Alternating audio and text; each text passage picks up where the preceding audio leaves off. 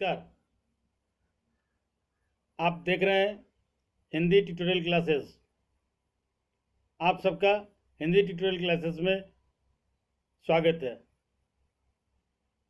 आज हम लोग वर्ग 10 के बच्चों के लिए उनकी पुस्तक स्पर्श को पढ़ेंगे। स्पर्श में आज बिहारी के दोहे को पढ़ना है।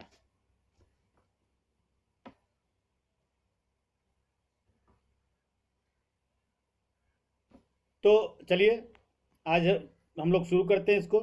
लेकिन अभी तक अगर आपने चैनल को लाइक नहीं किया तो चैनल को लाइक कर दें, शेयर कर दें, कमेंट करें, और अगर अभी तक चैनल को सब्सक्राइब नहीं किया तो सब्सक्राइब करें, बेल आइकन को दबाएं ताकि नए वीडियो का नोटिफिकेशन आपको समय से मिलता रहे। तो आइए अब हम लोग समय गंवाए बिना अपने विषय वस्तु पर लौटते हैं और देखते हैं वर्ग 10 के स्पर्श में संकलित बिहारी के दोहे को पढ़ते हैं और देखते हैं उसमें कवि बिहारी क्या कहना चाह रहे हैं।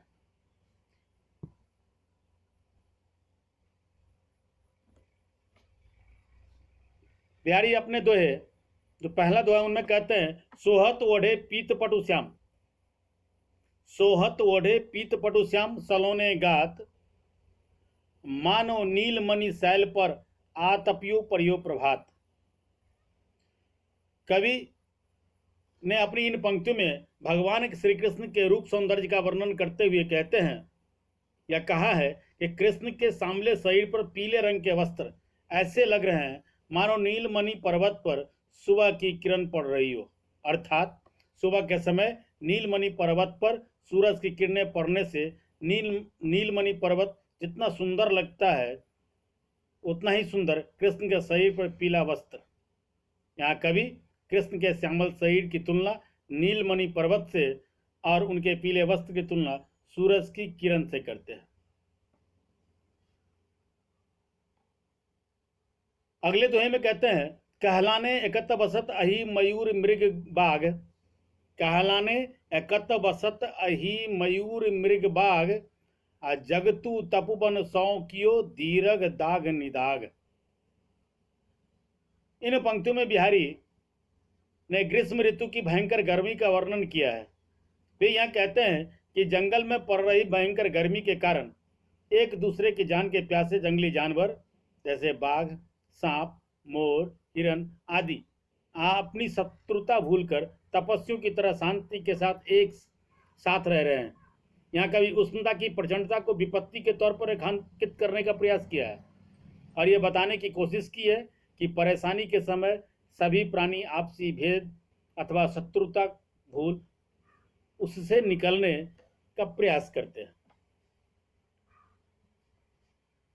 अगले दोहे में कहते हैं कि बतरस लालच लाल की, बतरस लालच लाल की मुरली धरी लुकाए, आ सौह करे भौनु हंसे, दैन कहे नट जाए। उपयुक्त दोहे में कवि कृष्ण और गोपियों के बीच के निश्चल प्रेम को दर्शाना चाहते हैं। जहाँ श्री कृष्ण से बात करने की लालच में गोपियां उनकी मुरली छुपा लेती है ताकि कृष्ण का ध्यान गोपियों पर रहे और उनसे प्रेम भरी बातें कर उसे सुख प्रदान करे। कृष्ण उन गोपियों से मुरली के बारे में पूछते हैं लेकिन वे मना कर देती है।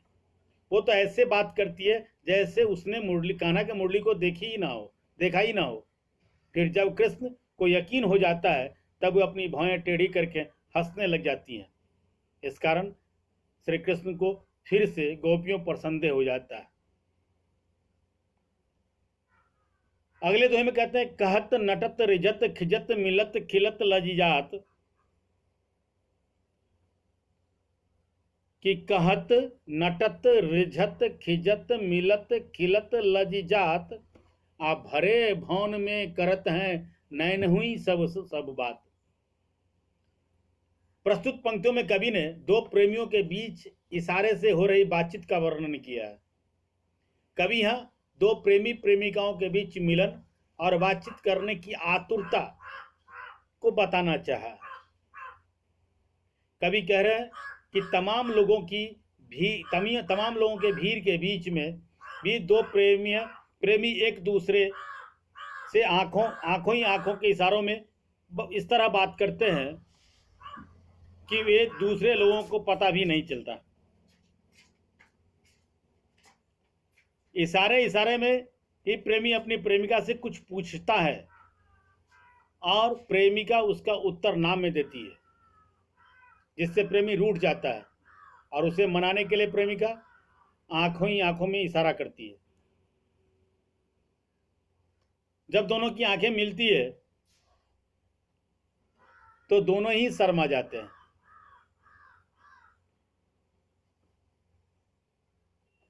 अगले अब दोहा है, बैठी रही अति सघन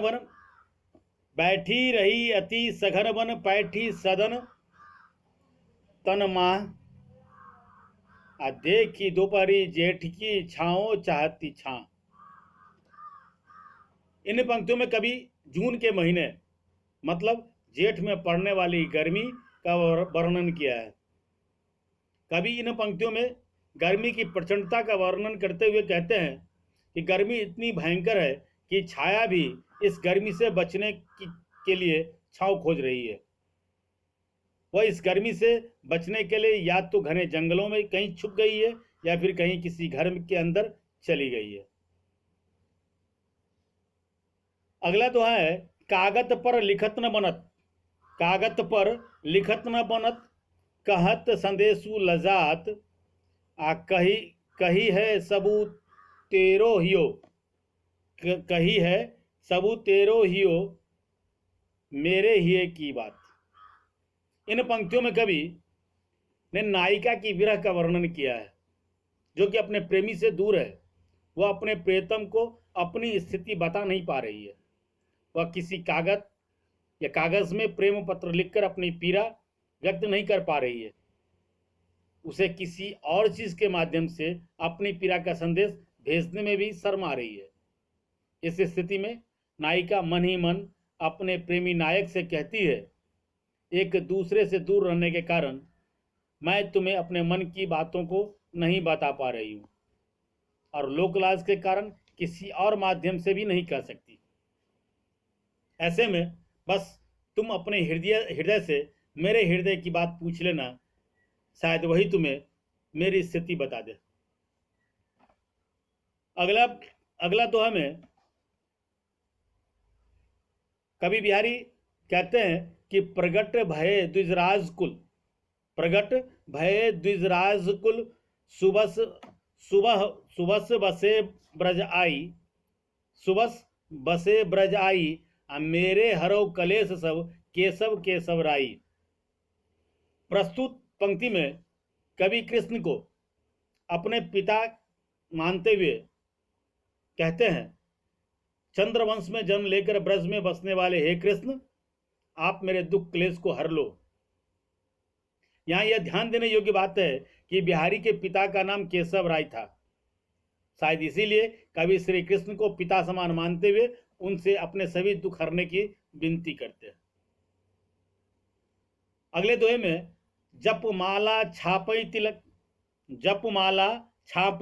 तिलक सरई न एको कामू मन कांचे नाचे वृथा सांचे राचे रामू।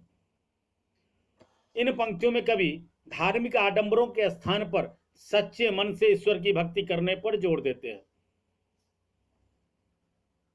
और कहते हैं कि अगर आपका मन स्थिर नहीं है तो हाथ में माला लेकर, माथे पर तिलक लगाकर एवं भगवान के नाम लिखा हुआ वस्त्र पहनकर बार बार राम राम चिल्लाने से कोई फायदा नहीं होता है और होगा भी नहीं।